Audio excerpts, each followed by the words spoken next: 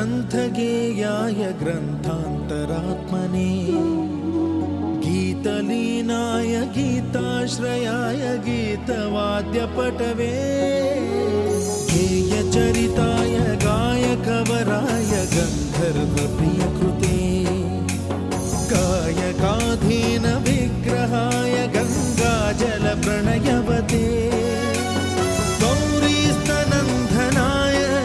गौरीहृदयनन्दनाय गौरभानुसुताय गौरीगणेश्वराय गौरीप्रणयाय गौरीप्रवणाय गौरभावाय धीमहि